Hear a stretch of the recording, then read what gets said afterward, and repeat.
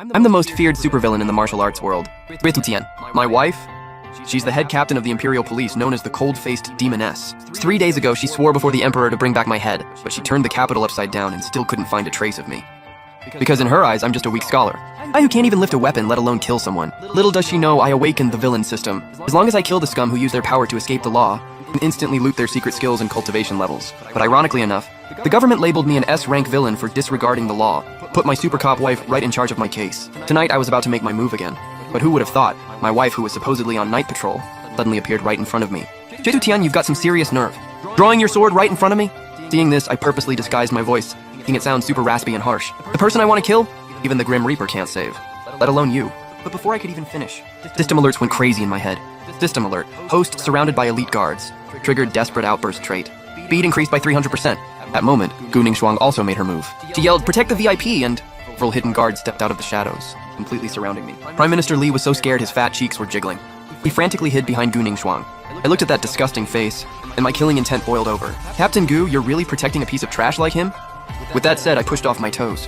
I turned into a bloody blur, carving a path of blood straight ahead. Just when I thought I had broken out of the trap, Gu Ningshuang was already coming at me with pure rage, swinging her blade right at me. But these moves? Watched her practice them in our yard 1,000 times. I knew exactly where all the blind spots were. I knew it all. Taking the chance, I twisted my body and casually swung my sword. Prime Minister Li got his throat slit in one strike. He dropped dead on the spot. Seeing this, Gu Ningshuang was furious. She swung her imperial blade at me again. But for the sake of family harmony, I casually tossed a smoke bomb behind me. I smashed through the window in the chaos and vanished into the pitch black night.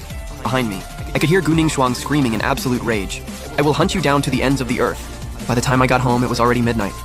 I quickly took off my stealth suit, stuffed it deep into the kitchen stove, burned it to ashes. Then I washed off the smell of blood with cold water, changed into my faded scholar's robe. After doing all that, I lit the lamp in the study, opened a book, posed like I was pulling an all-nighter studying, but less than 10 minutes into my act, the courtyard door was violently kicked open. I didn't even have to look to know. My hot-tempered wife was home. I quickly pretended to be startled awake, rubbing my sleepy eyes as I walked out of the study. "Oh, honey, why are you back so late?" Gu Ningshuang stood in the courtyard. Her face was so dark it was practically storming. The second she saw me, her killing intent vanished, replaced by a look of exhaustion and helplessness. "Why aren't you asleep yet? Did I wake you?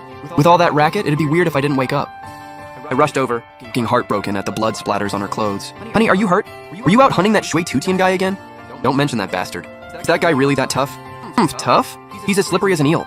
Tonight, Prime Minister Li died, right under my nose. Oh my god, but he's a top government official. This Shui Tutian is totally out of control. Gu Ningshuang looked at my wimpy reaction, grabbed my hand tightly and said, "All right, don't be scared, I'm here.